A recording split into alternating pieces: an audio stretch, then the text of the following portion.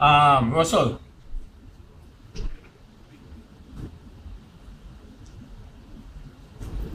Yeah, I'm here.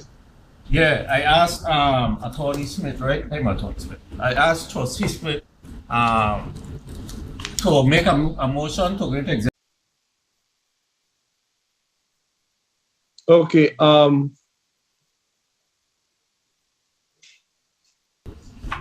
Okay. Yeah. Good morning, everyone. This special meeting of the Board of Trustees of the Government Employees Retirement System of the Virgin Islands for Monday, August 7th, 2023 is hereby called to order. Mr. Dawson, can I have a roll call, please? Yes, Mr. Chairman. Trustee Nellan L. Bowery. Trustee Bowery is excused. Excused. Trustee Andre T. Dorsey. Present. Present. Trustee Vincent G. Liger. Trustee Liger is excused. Cindy Richardson, ex officio member. Absent. Trustee Ronald E. Russell. Present. Trustee Leona E. Smith. Present. Trustee Dwayne A. Colwood. Present. Mr. Chairman, there are 4 present, 1 absent, 2 excused, and we have a quorum. Okay. Trustees, can I have a motion to go into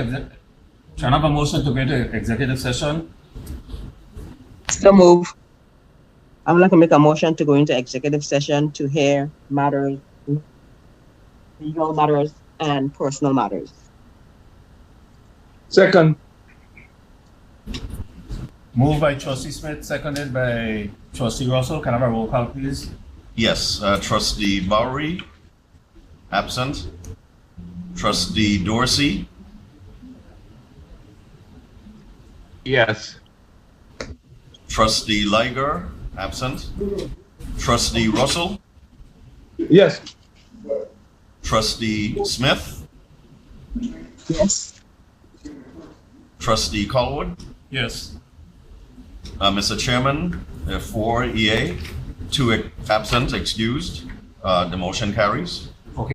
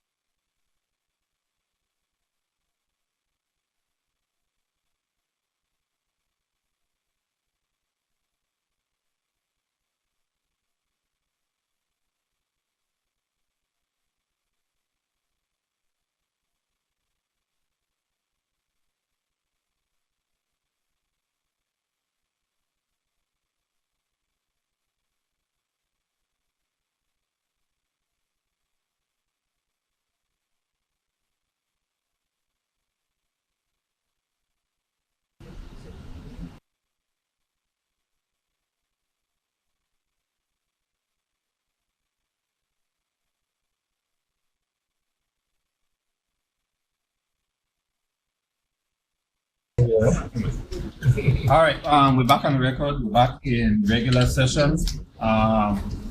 During executive session, the board Had a few discussions and some presentations with regard to legal matters pertaining to the Havenside Mall area, as well as presentation from Ideas Company, also in reference to the Havenside Mall. So we'll resume the regular session portion of the agenda, starting with the medical review policy. Good morning, trustees. As you know, about a year ago, we submitted a revised policy for the medical review committee to function. And it was directed that Attorney Williams and I meet to try to come to some consensus, which, as far as we're concerned, we did. So we have the policy now, and I'll just go over what the changes are. As you know, the current policy requires that the applicant apply, we send them to the doctors to be examined, and then it would come before the medical review committee. There's a scheduling order that's issued, which has a hearing date. There's a discovery request that has to be propounded. The applicant has to file a memorandum of law and authority. The GRS has to file that. And then they have to file an exhibit list and a witness list. And then if there's subpoenas, they have to have the board issue subpoenas, and then there's a hearing in the process. We felt that this was too cumbersome, and we needed to change the process. So what we did was we drafted a new process, and we believe the new process is much better for the applicant. It saves time, so it gets the applicant before the medical review board quicker. It provides due process for the applicant, because instead of having a hearing, we now have an interview with the medical review committee. So if the member so decides, or the applicant decides, they can have an interview with the medical review committee to explain what their issues are and what their problems are. If the medical review committee feels that they need additional information, they on their own can go to the doctors, or they can ask to speak to the applicant. They don't have to have the GRS involved in that process. So it speeds up the process, because once the report is received from the doctors, it goes immediately to the medical review committee, and then we don't have that scheduling order that we have to file that can take months. Also, it negates the need for the GRS staff to look at and hear the medical condition of the applicants. Right now, the medical reports come to legal, and legal has to review it, because we have basically a hearing process. And if our doctors disagree that the applicant does not agree that the applicant is totally and permanently disabled, we have to have a hearing, and we have to be able to attack what the applicant's doctor has said. And so we have to review the person's medical information, which our staff would prefer not to do. We think it keeps confidentiality with the member or the applicant and their medical information. Nobody in GRS has to see it. It's transmitted directly to the doctors. The doctors receive it, they review it, and any questions or any interviews are done without staff being present. So the staff doesn't have to hear what the person's medical condition is. And as I said, that provides for privacy, and we think it's just an all-out better process. And Ms. Killendenon, if you want to add anything to the process, please do. I think the biggest takeaway from the revised policy is that it relieves the disabled person who is not working the inability or ability, according to if they have it, to pay for legal counsel or somebody to represent them when they have orders. And this is a layperson. They are sick or disabled. Then they get an order from GRS, what looks like a legal document. Then they are forced to either go get counsel or don't get counsel and feel underrepresented. That we truly keep this an administrative process with the board, who we have successfully recruited, and I think Attorney Williams did orientation, new doctors to sit on. We've changed the process. Before it was a paper review. So this entire process has come a long way. We don't do a paper review anymore. We physically send the applicants to two independent doctors to get to. So I think all of this coupled, I think the new process would work to their benefit, and we wouldn't have persons pending for such a long time, which poses an undue hardship to the government or that agency, because you can't take them off the payroll. So it could be years or months they're sitting there in a position that you can't fill, or they're still on donated leave and just waiting. I think it speeds up the process to the person's benefit. And if the committee wants to give the person a hearing, like they can come in by themselves and ask them any questions they want without that legal burden. That's my thoughts. And again, if the person is not satisfied with the decision of the medical review committee, then they can spend their resources to take it to court instead of having to pay for a lawyer to come for the administrative process, as well as if they're not satisfied, pay for a lawyer to take it to the courts. And we think it's just a fair process for the applicants. And it, as I said, it would speed it up because we have some people who've been waiting for years to have a determination, and it's not fair to that member.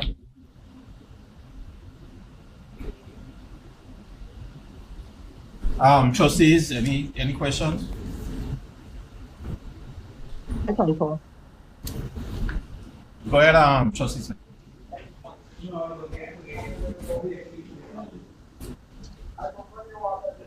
Um, Go ahead, trustee Russell. okay. When you Trustee Russell, streamline, do me a favor. Turn on Yes. the camera as you're speaking. okay. There you go. When you, okay. When you streamline the process, Attorney Smith, how does the initial process get started? I'm not sure I understand that with this streamline. For a disability, a person has to file an application. The application will be reviewed by the in-house staff to determine whether or not they met the requirements of the Virgin Islands Code. Because there are certain requirements depending on whether you're duty or non-duty that you must meet. If they haven't provided all the information, member services will write to them and tell them, we need additional information, we need you to send this information, and there's a timeline in there. If the person doesn't respond, then the application will be denied by the administrator because, you know, we've given you reasonable time. We can't keep your application open forever. But if they provide all the documentation, then it's given to the coordinator to determine, send it off to a company that determines based on the medicals that they provide to us what type of doctor they need to see. So once the doctors are selected, they coordinate with the member to determine if it has to be off island, their travel arrangements, what doctors they're going to see, and the dates for the appointments. Once that's done, they travel, they have the appointments, the reports come back to the coordinator. She would then send those to the board's assistant, who would then send it to the doctors for the medical review committee and disseminate it. The doctors would then review the doctors would review it at their leisure whenever they have time, and then they could schedule a meeting via Zoom and they could discuss it. If they feel they need additional information, at that time they could decide, well, we need to speak with the doctors, we need to speak with the applicant, and that can be arranged through either the medical review coordinator that's in-house or through the board's assistant. Can I answer your question, Trustee Russell? Yeah, so when do they need to get an attorney according to this process? Well, with this process, they wouldn't need an attorney unless it goes to an appeal in the court. If they get a decision they do not like, then they could appeal it to the court. Then they would have to get an attorney. But through the current process, because it's structured like a hearing where they have to provide a memorandum of law, they have to provide witnesses and stuff. GERS, obviously, their attorneys are involved in the process, do memos, do the witness, and it makes the member feel like they have to hire an attorney. Some can't afford it, some hire it. They paid money for an attorney, and then they still don't get the decision they like, and then they have to pay for an attorney to take it to the court if they so deem it. So we're just trying to streamline it to make it quicker and to make it less expensive on the member, and so they don't feel so intimidated. If they don't have the wherewithal to hire an attorney, they don't have GRS's attorneys on the other side filing legal documents that they can't comply with. Okay, I like that process. Okay, so it helps the members and it streamlines the process. That's what you're saying, right? Yes, and it helps the members get their decision quicker. Okay. Okay. And so what we have to do today? Vote on it? Yes, you'd have to approve the new process and so we can start the new policy so that we can start doing it immediately. Can I ask a question before Attorney Russell, through the chair? Attorney Williams, did you get a chance to review this new concept? Yes, Trustee. Yes. And everything is good? It depends on how you define everything being good. Well, give me your opinion. Yeah, when this process first started, it's not the policy that you have in front of you. I think you'll recall that we went through a number of discussions at the policy committee. It was then brought to the board. The board could not make a decision. It was, I don't know, basically put on hold. I'd always taken the position that what the system was recommending, in my opinion, did not satisfy what I consider the due process requirement in terms of allowing the member the opportunity to have a discussion with the committee and be represented by counsel. We've discussed that issue. We've now gone back, and in the proposal today, there is a provision for a due process interview. I will say that I don't believe that the system that we currently have in effect is broken and need to be fixed. Notwithstanding that, the system takes a different position, but to the extent that there is a provision for a due process interview, I could probably live with that, even though I don't believe it's the best way to do it. I don't know that it necessarily saves the member from having to retain counsel, because under the current system, there's no requirement to obtain counsel. I mean, some members do, or some applicants do, and some do not. My issue with the writ of review before the court is that once it gets to the court, the process is almost cast in concrete. That is, all the court is reviewing is to make sure that things were done properly. There's no opportunity for the applicant to present anything new before the court.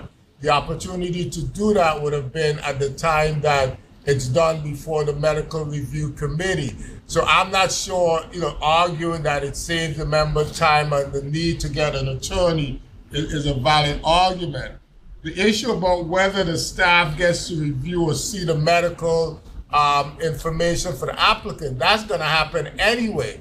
When the applicant submits his or her application, medical reports are attached. When the reports come back from the professionals or from the GRS selected physicians, members of the staff have access to them, and I'm assuming that they're reviewing them for whatever purposes. So I'm not sure that, again, that's an issue. I mean, maybe legal staff may not want to review them, but members of the GRS system are in fact reviewing them. And if you're going to adopt this new policy, I would strongly recommend that it be for cases that are brought from here on in going forward. There are 4 cases that are currently pending, that they are in the midst of the process. Hearing dates have been established, so I would strongly recommend against this policy being imposed on those, because I think it makes it awkward and makes it retroactive. So my recommendation would be that this policy will be going forward for any new cases. I just want to say, with the current cases we have pending, we still have to go through this legal process where we have to do a memorandum of law. We have to have witness lists, and it's still not fair to the member. And while the member can get an attorney, cannot, if the member knows that GRS has their attorneys on the other side, it compels them to get an attorney because they feel like it's at a disadvantage. And to be honest, they are at a disadvantage because they have 2 attorneys on the other side and they don't have the wherewithal to hire an attorney. So I think we need to do this immediately, and then you can have them have the interview with the medical review committee. And as far as the review of the medical reports, one person gets those medical reports. If the person is permanently and totally disabled, according to the doctors, then the letter would be written and it would be sent to the administrator to go, oh no, it would be sent to the medical review committee. So that's one person that has to look at the medicals to say, yes, the person is permanently and totally disabled. And that's it. It doesn't have to go to the administrator anymore. It doesn't have to go to legal. It's only one person within GRS who would send it and forward the documents to either the medical review committee directly or to the board's assistant to send it off to the medical review committee. So it does lessen the number of people who have to look at the reports.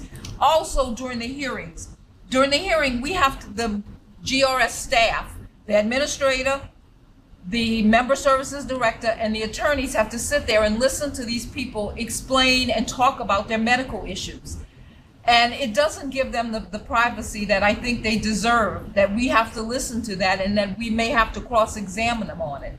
So I think we need to put this process in immediately, and it would save the time, and we could probably get these people in front of the medical review committee quicker than going through this lengthy process of the scheduling order. That's just my opinion. Some of these people have been waiting for a long time, and we need to get them to the medical review committee. Well, the issue with them waiting has not been a medical review. It's not been because of the members of the medical review. It's been because the system was not able to obtain doctors to work on the medical review committee. Having said that, I think you're going to invite more litigation by trying to impose a new process midstream for those cases that have already started this process. I can see counsel for at least one of the applicants arguing that GRS has instituted a new process because it wants some sort of advantage. And I think that would be a legitimate argument. Courts and legislatures normally don't make process retroactive, and there are reasons for that. If you're going to change the process midstream, it's going to invite questions, it's going to invite litigation. There's no harm. All of these cases are already scheduled for hearings by the end of this month. There's no need to interfere with that. There's no need to make this retroactive. I think we're asking for problems, and I think if you're going to do this, it should be for any new cases that come in from whatever day the board approves this policy. That's what you're going to do. And I do anticipate problems with the one that's represented by counsel. So maybe we will go forward with that. But the other ones are not represented by counsel. So I think that they could be discussed with them and give them the option of going through this lengthy process or going before the medical review committee and doing their interview. And if they show opt into it, then let them do that. They might prefer, instead of having to write a memorandum of law to figure out who their witnesses are, ask for subpoenas. So I think we should give the members the option of how they want to proceed. Tell them we have a new process, and they can have the option of continuing under the old process or going forward with the new process, and we can have them agree in writing. I don't see how it's fair to treat one applicant differently from the way you're going to treat the others. And we have no control if any of these applicants come at the day of the hearing and they have counsels present. I mean, we can't say, well, because you didn't file a notice of appearance or because we didn't know you had counsel, we're not going to allow your counsel to represent you. I mean, technically, maybe you could say that, but I can't see the medical review committee taking that position. I mean, again, you're inviting issues because how do I explain as counsel to the board, we're treating one applicant whose application was in either before or after somebody else, and we allow them to continue the process that was in place, but for you, we're telling you, or at least giving you an option to do something different. I mean, somebody would certainly have a better argument for some sort of discriminatory argument or treatment, without any rational basis. Well, I think we should. Let me finish. And I think that's a problem, and I would strongly recommend against the board doing that. I don't think it's a problem if you give everybody the same option. I expect the person with the attorney is going to say no. But we've given them all the same option. They opt in writing, they sign for it. If they come at the time of the hearing with a counsel, then you say, I'm sorry, you said you weren't, you gave the option, it was not a hearing. And so if you're going to have counsel, we'll have to reschedule it so that GRS can have their counsel there. And that's all you do to resolve that issue. But I think we So need, this policy, sorry, go ahead. go ahead, Attorney Smith. Go ahead, No, I Attorney was just Smith. gonna say, I think we need to give them the option.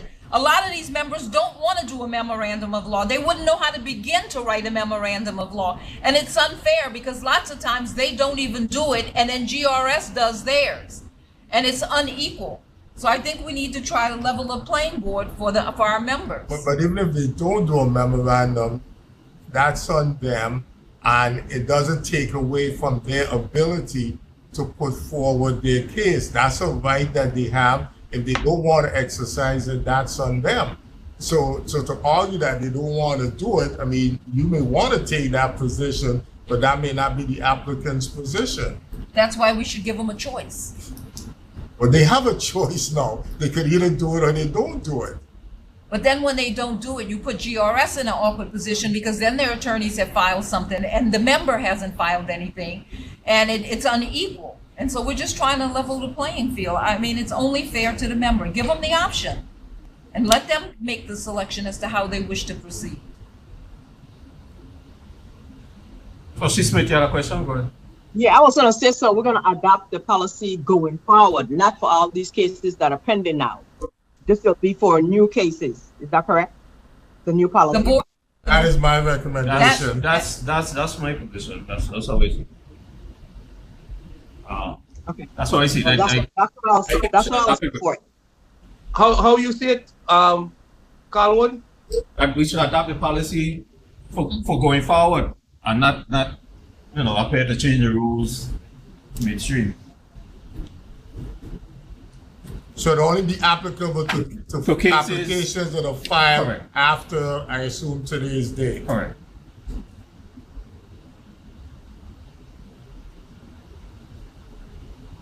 What about giving them the option? Those that are in as Kathy Smith said, giving those that are applicants already an option to opt out of the current procedure and take this easy procedure, and just people pending have an option. What about that? I could live with it. I don't have a problem. because I think it's only. I don't know Yeah, when you're able to do that. These cases are already scheduled for hearing on the 14th and the 21st. Well, then they can just meet with, and what we could do is instead of having to file all these documents, they could just meet with the medical review committee on that date and they can have their discussion with the medical review committee to discuss their case without having to go through this legal process on the scheduling order. I could live with that because really and truly it is tough to tell somebody that if somebody apply for disability pension, then chances are they're born in sick leave or annual leave or they are donated leave. So I think to put them in a position where they feel they need to have counsel to be on a level playing field, that's just like an additional burden on top of whatever they're already dealing with. So I can't see nobody saying, well, I especially if I don't already have counsel, like I wouldn't want to exercise that option. So I could live with giving the 4 cases. The 4 cases. I could live with giving them that option. So I don't have a problem. Me too. I don't have a problem with that either. I would adopt the new policy going forward and giving whoever pending an option. I think that's what you're saying to Mr. Chair, because we don't want to create a burden for the members, and attorney costs money, so I could do it that way. But I'd like to hear who else there online, because I hear from Smith and Dorsey.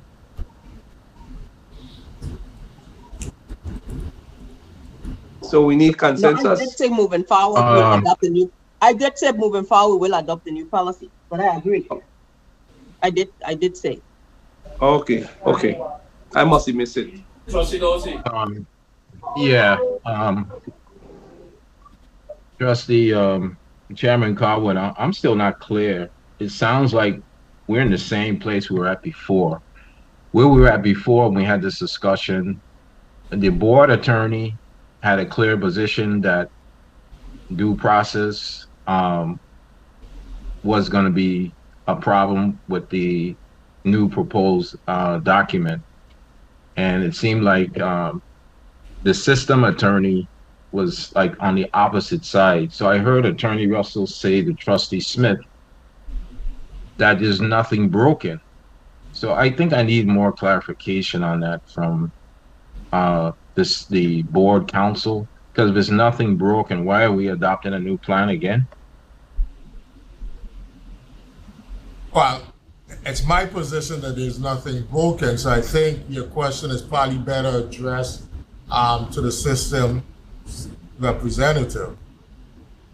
And I think something, Mr. Dorsey, I think something is broken because it's unfair to the member to have a mini trial process when these people have been out on leave, on sick leave. It forces them, because GRS has their counsels involved, it forces a lot of them to either go out and hire counsel that they don't have the money to do, or they feel like it's inequitable because GRS has their counsel and they have this trial-like, be it a mini trial-like process where they have to file legal documents that many of them have no clue what they're doing. And it also takes an inordinate amount of time. This way, once we get the medical reports from the doctors, it can be sent to the medical review committee immediately, and within 2 weeks, they can schedule a hearing and have a hearing before the medical review committee if they so choose. And it speeds up the process instead of having another couple of months while we go through this lengthy hearing process. So it may not be a matter of. Okay, so Dorsey, it may not be a matter of the car, not being broken, but you have a car with a double 4-barrel carburetor that gets you 10 miles per gallon, and then you have an option to have a fuel injected car where you get 20 miles per gallon. I mean, the car with the carburetor ain't broken, but there's another more efficient, effective way to get from home to the post office and back. So okay, so the board council indicated that the reason why these cases were taking so long is because there wasn't a full committee. Is that correct? Correct. Okay, so we're not going to have that problem going forward. So why does it need to change? We're not going to have that problem. Because now the option that's on the table is a more efficient process. It's less. Okay, so less of a burden on the applicants. So I'm waiting for board council to tell me that this is more efficient and that it's not broken. He stated his opinion. I mean, no, I'm waiting for board council to respond, not the board chair. I'm having a conversation, and I want clarity. So I'm asking board council again. Is this how you see this, or do you see this as something else? Because it still sounds like something is missing here. I think I've made my position clear. I mean, we just have two different positions, which is not unusual. It's my position that we don't need this new system or this new process. It's the system's position that it's necessary and it'll make it more efficient. It makes it more efficient, more cost effective for both GRS as well as for the member. And it speeds up the process. It gets them before the medical review committee much faster so that they can either get their final determination, and if they are determined to be permanently and totally disabled, they get on the payroll much quicker. We're trying to look out for our members and make the process easier for the member instead of having a mini trial for people who are not lawyers or not savvy in how the process works. Okay, so board council, that's your position? I'm just trying to figure out what your position is because it's still not clear. It's really not clear, council. Are you recommending that the trustees vote for this new system? Is either yes or no? No. Council? I said no. Okay. Thank you. Okay. Kind of a motion to adopt the revised, the proposed revision to the medical review policy.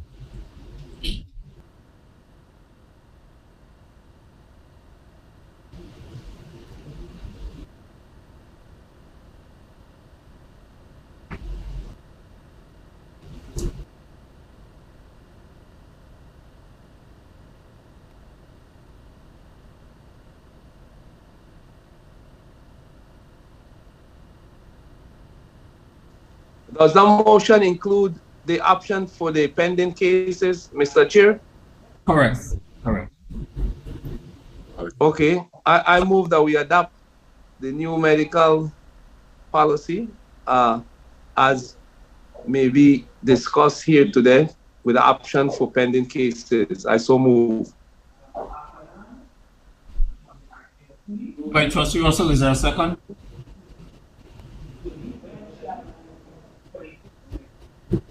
Second. Moved by Trustee Russell, seconded by Trustee Smith.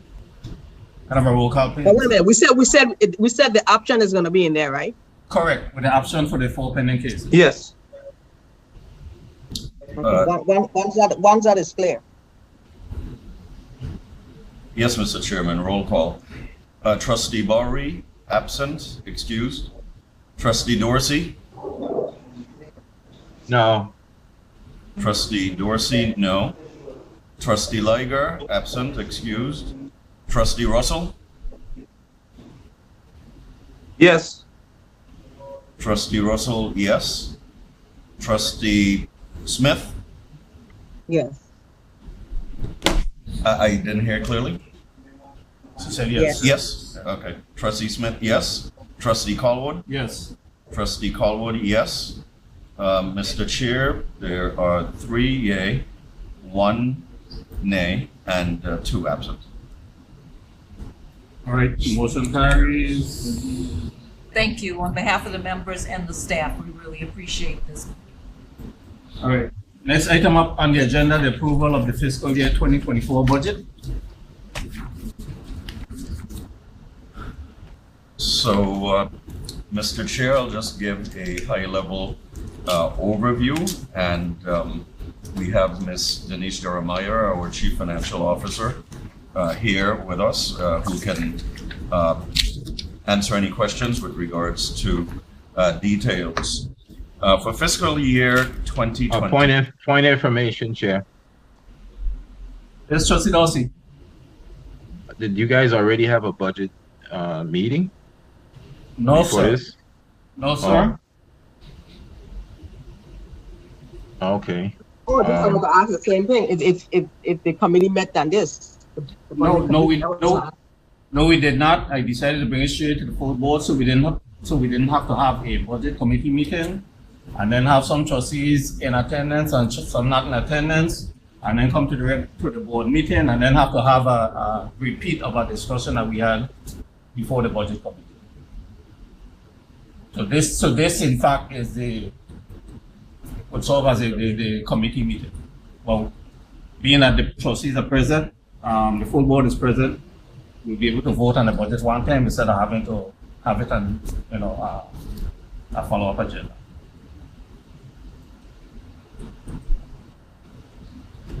Point of information, Chair. I'm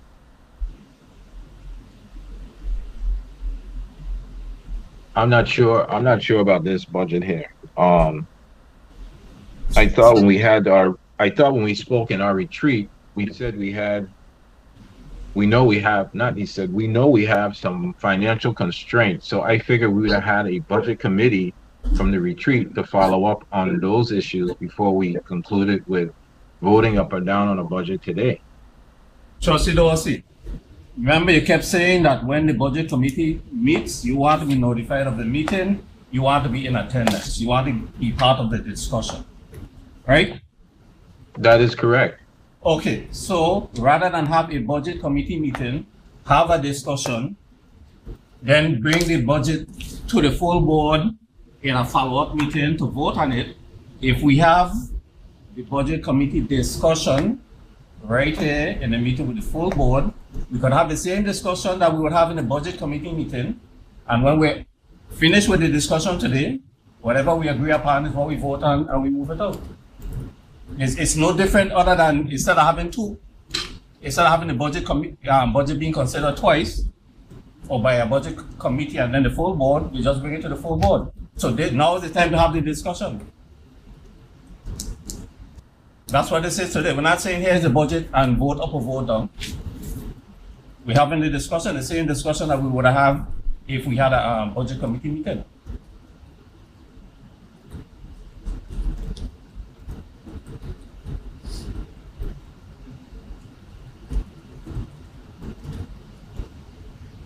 Sorry about that, Chair. I thought we were voting on a budget today. I didn't realize we were just discussing it today. Trustee Dorsey, you're going to vote on a budget today after the discussion. After the discussion.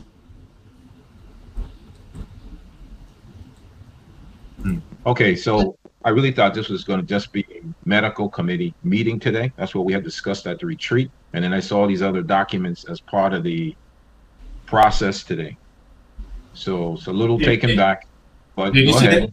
Did you see the agenda? Yeah, I'm saying to you, when we discussed having a meeting in the retreat, it was purely about the medical committee issues. That was it. No, sir. And then you changed the agenda to add on the other items. So maybe I misunderstood what that was about. That is not correct, because in the committee meeting, in the retreat, we indicated that our presentation to the legislature was upcoming, and we needed to adopt a budget prior to, which is why the meeting was being held today. Okay. All right. So I kind of missed that part. So that's cool. Okay. Thank you. Okay, cool. May I proceed, Mr. Chair? Yes, sir. Yes, thank you. So the proposal for the fiscal year 2024 budget is broken into three components: the Board of Trustees, the administration component, and facilities management and operations. And I'll go through each of those individually. For fiscal year 2024, the Board of Trustees proposed budget is $743,253 versus a fiscal year 2023 budget of $758,278, a decrease of $15,025. For administration of GERS, a budget proposal of $16,825,165 is presented for consideration. The fiscal year 2023 administration budget was $12,172,740, an increase of $4,652,425. We will get into the details in our discussion with regards to the budget proposal. However, that $4.65 million increase includes various capital expenses that are non-recurring but necessary based upon input from senior staff. Facility management and operations, the fiscal year 2024 proposed budget is $5,068,852 versus a fiscal year 2023 budget of $2,668,982, which is an increase of $2,399,870. That budget component similarly includes capital expenditures that are required, amongst other things, to bring this building into ADA compliance. So it is not reflective solely of operational expenses, but that too can be discussed in the course of this meeting today. So those are the major components, Mr. Chairman and trustees. We prepared myself together with the Chief Financial Officer and the Chief Operating Officer to answer any questions that there may be with regards to the fiscal 2024 budget proposal. Mr. Chair, can we have those documents listed on the screen? In other words, the documents that the executive director was reading, maybe he could put one of them up on the screen, which give the summary, so that we could look at them as they in real time. I'm not connected. I think it was attached to the agenda, if I'm not mistaken. But the budget, I would like to see the numbers and if you could put it up on the screen, Mr. Executive Director, it'd be good. Your question is understood, Trustee Russell. Technically, we're trying to get someone who is connected with their computer to share their screen so that your request can be fulfilled. So if we can have a moment, we'll Sure. be able to. So, thank you, sir. Sure. Bear in mind, Trustee Russell, this meeting was supposed to be an in-person meeting. Yeah, yeah, but I had a quote No, here. no, no, no, no, I'm done. No, no, no. Stop.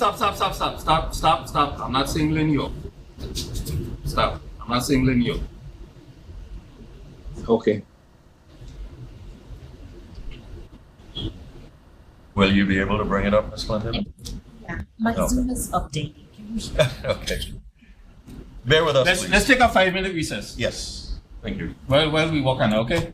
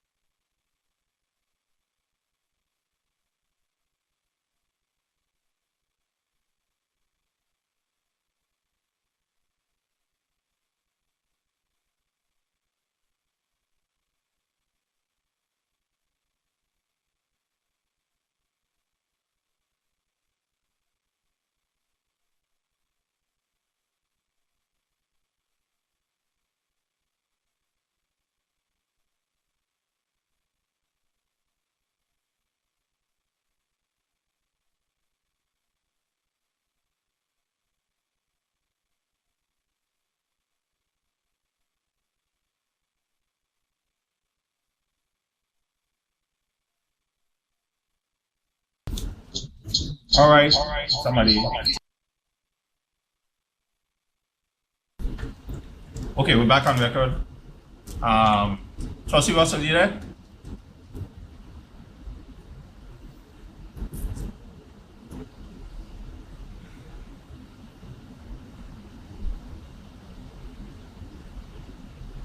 Trustee Russell.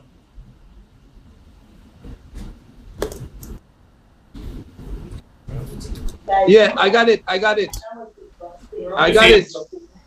And thank you very much, Executive Director. Yeah.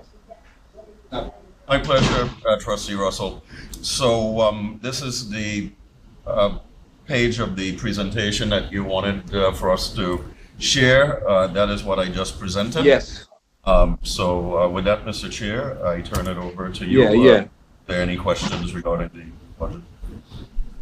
Any questions? Any questions? Any particular item, Trustee Russell? Yeah, I want to ask. Let me be sure that when there are a line item for the board of trustees,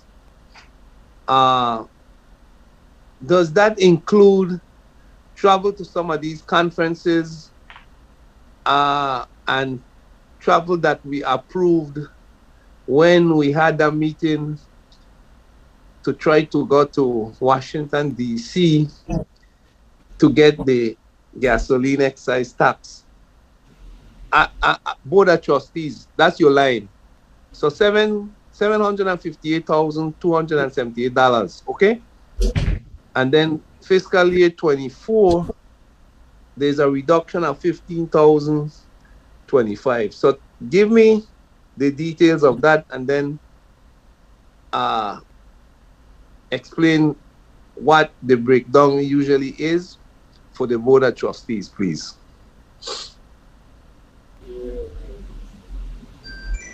Okay. I see. Okay, so the reduction in the budget for the board of trustees. Okay, we were able to reduce our professional services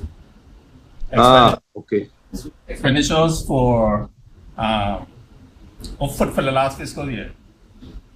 Okay. So that's who you're there. Okay. So that brought down our Yeah. I see the parentheses. I see it there. Okay. Good. Okay. And now let me be sure this is what we're going to the legislature. If we approve something today, we're going to the legislature to ask for the $15 million in administrative expenses.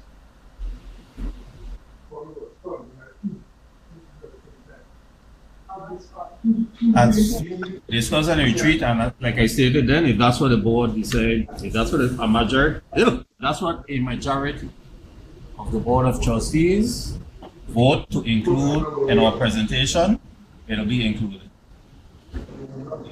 Okay, well, now is the time, I think, I believe. Wait. Okay, so not to cut you off, right? Okay, so hold on. Let's see if any of the trustees have any discussions. Oh, yes. And then when we wrap it up, we go do that. Okay. So trustee, Chairman Carwood, I missed the part. With the savings you said was on professional services. We were able to reduce our professional services expenditures for this past fiscal year. So in the budget for the board of trustees that I prepared for the next fiscal year, I reduced the budgeted amount. Okay, so what was the amount again? I don't remember the exact figure. The change or the variance in our budget for next fiscal year as opposed to this fiscal year was 15. It's 15,000. $15,000 something. $15,025. How do I do you also? What do you say? 15,000? $15,025. Okay, so which part of those professional services that you actually cut? That's what I was moving to, I guess. What did you actually save money on? What is it you're cutting? Okay. Since our meetings tend to be shorter. So some of these professionals that we pay by the hour to take part in our meeting, we were able to cut those costs significantly because our meetings only go into 2 in the afternoon and 2:30 as they used to. So that's where a bulk of our savings came in. Okay, so I'm asking, besides counsel for the board, who else are you referring to on an hourly basis? Probably the stenographer. You Say it again? Maybe the stenographer. Yes. Uh-huh. Those two, okay. And who else? That's it. Wow. Okay. That's interesting. Remember, Okay. all our meetings used to go till 2 and 2 in the afternoon, 2:30 and all. We used to have these marathon meetings. Okay, so does this budget include the loan program that we discussed at the retreat? Are we going to introduce that? Or are we going to base that on if the Senate's going to cover the administrative costs, or we're going to ask the Senate to kick in some money towards helping us start the loan program as we discussed at the retreat? So what are the options we're proposing on this? Right now, we're considering the fiscal year 2024 operating budget. So this budget covers the operations of the system. The loan program is not part of our operations. So that would not be included within this budget. Yeah, but didn't we say when we get in front of the Senate chair, we're still going to ask for some kind of commitment from those particular senators that are pushing the loan program? Trustee Dorsey, the item that is before us on today's agenda is the approval of the fiscal year 2024 operating budget. Let's try to stay focused on that. What you're asking is not part of the operating budget. So what's before us, what we're considering right now is the operating budget. Okay. Okay, so as far as the salary increases, are we going to discuss that today? I missed the question. Excuse me? What was? Are we going to discuss the salary increases of the administrative staff, the classified unionized members, and the non-exempt members on the salary increases? Are we going to discuss that today? Those numbers are in the budget. I'm not clear as to what you mean. Are we going to discuss it? Are we going to discuss the salary increases? That's what I was asking. The unionized increases are more or less a given.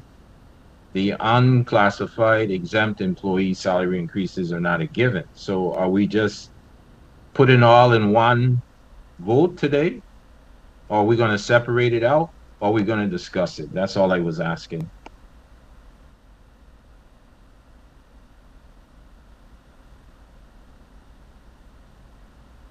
Chair? I hear you, but I'm still trying to. In the budget, Chair, this is administrative budget. That's what you just said for 2024, right? For the system, the operating budget. Correct. In this budget has salary increases. It has it for those who are unionized and those who are not. I'm asking you, are we going to do it all together? Are we going to segregate it? We're going to break out. The unionized are done by contract. The unclassified, exempt are not done by contract. So I'm asking you, are we going to discuss that now? Or are you just going to just go along with the proposed budget and hold? That's all I was asking. Dorsey, what I'm saying to you is the numbers, the increases, the money for the increases are in the budget. So is there a particular item in the budget, a particular number you want to discuss? I would discuss all the increases for the exempt employees. Does not have to happen at this time. We just did that in the last budget. We just came out of the retreat saying that we have financial issues going forward and trying to meet our debt service, right? That's what we said in the retreat. That's what our advisors advised to us, that in 2035, we're going to be right back to talking about insolvency if we don't do the things we need to do today. So outside of those union contracts, I don't see why we would be increasing anything on the unclassified side. I was just trying to get the justification, I guess, from the administrator. I guess that would come from the administrator. I'm not sure if it's right to put it on the new administrator. So I was asking you, Chair. Okay. What's before us is operating budget? What number in the budget are you questioning? What number do you want to revisit? What number do you want broken down? I mean, I'll make it real simple, Chair. All the exempt employees that are requesting another increase, those don't need to happen at this time, since we have these financial issues and we're trying to save. And I guess that would be several more $1 million would be able to save on the operating budget. All those unionized employees who we're contracted with, we can fund those positions and we can have that discussion. Okay, and well, that's in the report. So FYI, no exempt employees received pay increases last year. None.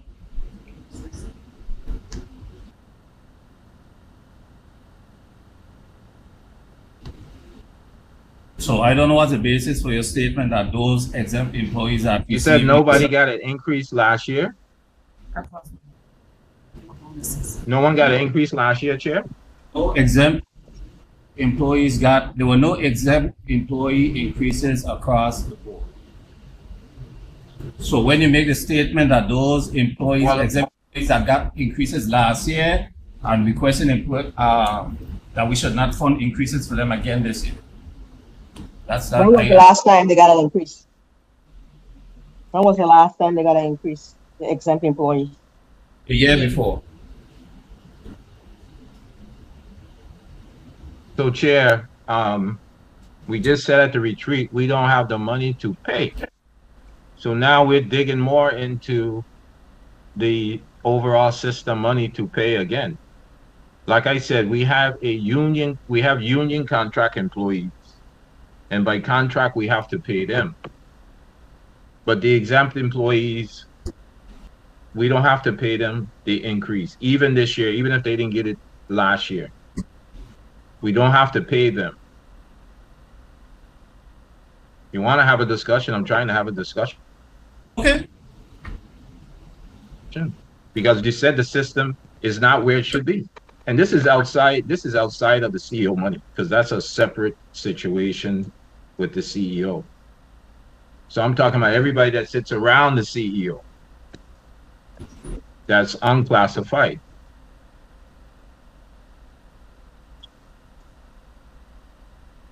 Mr. Garcia, you're saying that we need to discuss this among ourselves?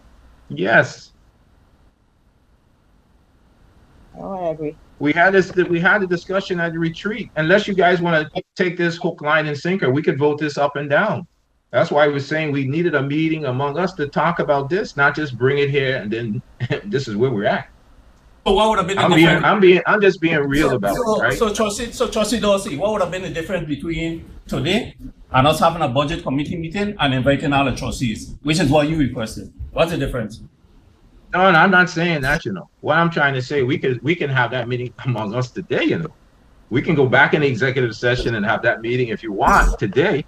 Or we can just have it, we can have it openly. It's fine with me openly. I don't have a problem either way. Let's go executive session. Let's go. Make the motion. No, I don't need to go in executive session. The Trustee Smith asked if we should have that among us. I said we should. But what I'm saying to you, I don't have to go in executive session to say what I have to say. I can say it openly, publicly. And I'm saying, even though they didn't get a salary increase, if you go into the budget and look at the salaries, there's nothing to complain about at the level that they're at. I looked at these salaries. So there's nothing to complain about. The unionized employees is different. We have a contract with them to pay them. So that's different. And I'm not saying anything I didn't say the last time. I'm putting more emphasis on because we have certain realities to make sure these individuals who we represent get their annuity every 15 days. So you want to cut costs, we can cut costs. If you want to cut costs. Mr. Dorsey, I would like to make a motion to go into executive session to discuss personal matters and legal matters. Second.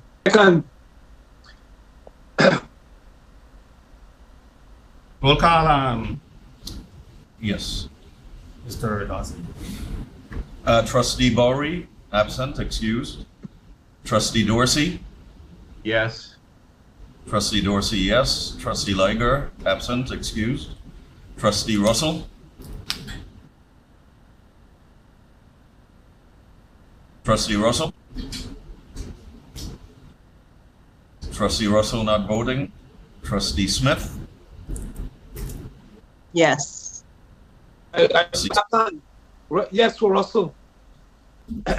Trustee Russell, yes. Trustee Colwood. Yes. Trustee Colwood, yes. Mr. Chairman, 4 yea, 2 absent. Okay, let's give Mr. Moses a minute to clear out.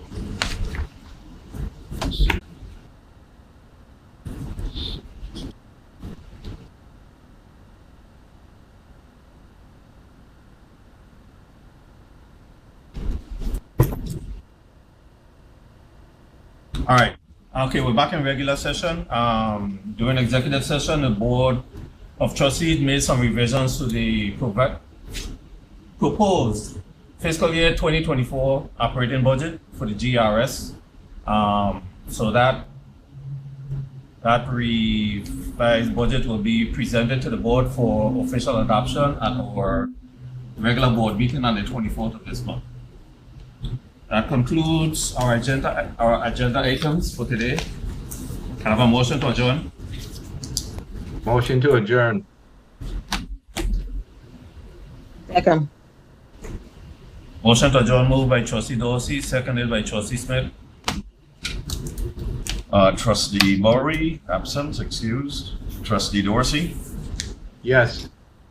Trustee Dorsey, yes. Trustee Liger, absent, excused. Trustee Russell. Okay. Trustee Russell. Trustee Russell not voting. Trustee Smith. Yes. Trustee Smith, yes. Trustee Colwood. Yes. Trustee Colwood, yes. Mr. Chair, 3 yea, 1 not voting, 2 absent. All right. Motion carries. This special board meeting for Monday, August 7, 2023. It's hereby adjourned. Thank you very much, ladies and gentlemen. We need to get you a gavel, Mr. Chairman. I got one, man. Ish. Oh, Mr. Moses, don't be bad. He ain't bringing food. Moses, you finished? We done. He ain't bring me gavel today, man. The gavel.